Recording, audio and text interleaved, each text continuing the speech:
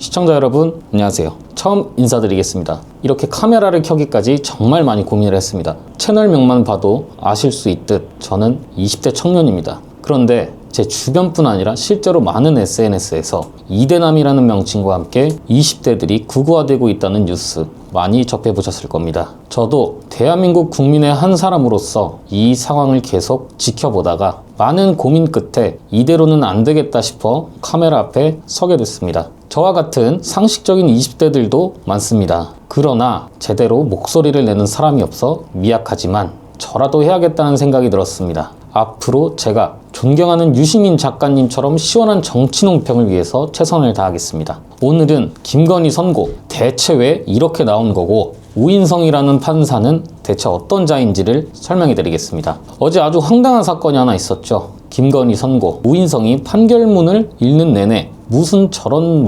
같은 판단을 하는지 1년 8개월 선고를 외치는 걸 보고 무슨 저딴 판사가 있나 이런 생각하시는 분들 많을 겁니다. 그런데 굳이 화내실 필요 없습니다. 저는 우인성이 이런 판결을 할 줄 알고 있었고요. 오히려 우인성 덕에 사법개혁 불씨와 내란 전담 재판부의 필요성을 더욱 확실하게 키웠다고 보거든요. 우리가 순서대로 파악할 필요가 있는데 제가 이런 판결이 나올 거라고 예상할 수 있었던 이유부터 말씀드리겠습니다. 이런 중요한 판결이 나오기 전에는 그 판사가 과거에 어떤 판결을 했었는지 찾아보거든요. 실제로 우인성이 과거에 어떤 판결을 했냐? 2023년 유시민 작가의 명예훼손 항소심에서 유시민 작가에게 벌금 500만 원 판결을 유지한 자가 바로 이자입니다. 유시민 작가가 아닌 한동훈 손을 들어줬다는 거죠. 2020년에는 이천 한익스프레스 물류창고 화재 참사 선고에서 발주처 한익스프레스 관계자한테 금고 8개월에 집행유예 2년, 시공사 현장 소장에게는 징역 3년 6개월, 감리사 관계자한테는 금고 1년 8개월을 선고했습니다.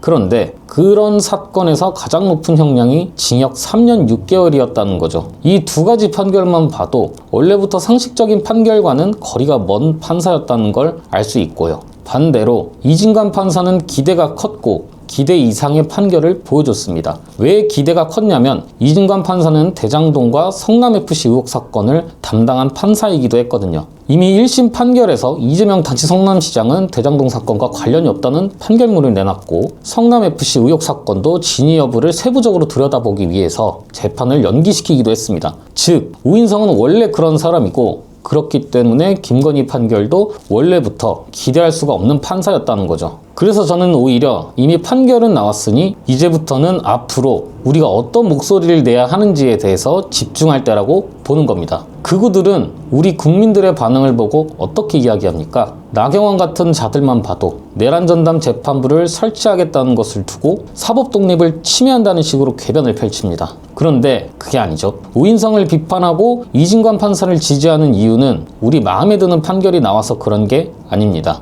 당연한 판결을 하는 판사와 당연한 판결을 못하는 판사이기 때문에 여론이 갈리는 것이지 형량이 마음에 안 든다고 떼쓴다는 식으로 말하면 안 된다는 거죠. 그렇잖아요. 이진관 판사의 판결을 생중계로 보면서 우리 국민들이 왜 울컥하고 눈물을 보였겠냐? 이겁니다. 지금까지 재판을 생중계로 보면서 울컥했던 적이 없습니다. 이건 역설적으로 그간 국민 정서와 헌법 정신에 맞는 판결을 한 판사가 많지 않다는 걸 증명한 것이기도 한 거죠. 그래서 이제는 우리한테 공이 넘어왔다고 보는 겁니다. 이제는 사법개혁을 지체하면 안 되고 내란 전담 재판부도 빠르게 설치해야 합니다. 이재명 대통령의 말에 뼈가 있다고 느껴지는데 국회가 일을 안 해서 입법률이 20% 정도밖에 안 된다고 합니다. 이 말은 뭐냐? 민주당이 제대로 움직여야 할 때라는 겁니다. 국힘당 얘기는 할 필요가 없습니다. 어차피 가망 없는 정당이고요. 장동혁이나 나경원 같은 자들만 봐도 이미 본인들 스스로 보수 정당이 아닌 극우 수구라는 걸 증명하고 있기 때문에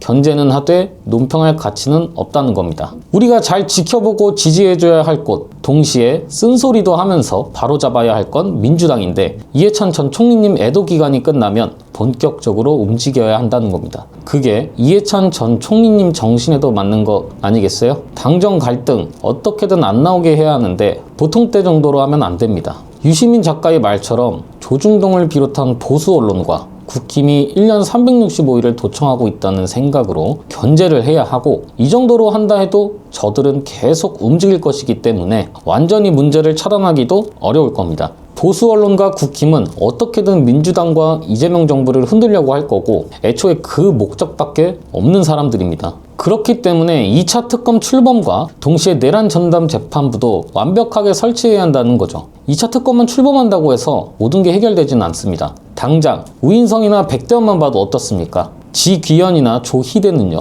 특검의 구형량도 이게 맞나 싶을 정도였는데 그 구형량보다 훨씬 못 미치는 판결을 해버렸습니다. 법복 입고 서자성어 섞어가면서 중후하게 얘기하면 사람들이 그런가 보다 하고 넘어갈 줄 알았습니까? 판사들이 큰 착각을 한 거죠. 그러니까 특검보다 중요한 건 내란 전담 재판부라는 거고, 이진관 판사같이 상식적인 판결을 할 수 있는 판사를 어떻게든 검증해서 이 재판부에 앉히는 것도 필요하다는 겁니다. 특검이 아무리 많은 증거를 갖다 대고 구형량을 아무리 높게 때려도 결국 말도 안 되는 판사를 만나면 모든 게 무용지물이 됩니다. 법리적인 판단 때문에? 아니죠. 우인성만 봐도 본인 뇌피셜이 얼마나 많았냐? 이겁니다. 이런 식으로 판결하는 사람은 진짜 무슨 생각으로 판사하는 건지 모르겠는데 어떻게 증거가 아닌 뇌피셜로 판결을 할 수 있는 건지 모르겠습니다. 대표적인 게 김건희가 시세 조정을 인식했고 조작 세력과 역할 분담을 공유했다는 직접적인 증거가 없다라고 말한 부분. 범죄는 저질렀는데 범죄를 저질렀다는 계약서가 없기 때문에 인정하기 어렵다는 기적의 논리고요.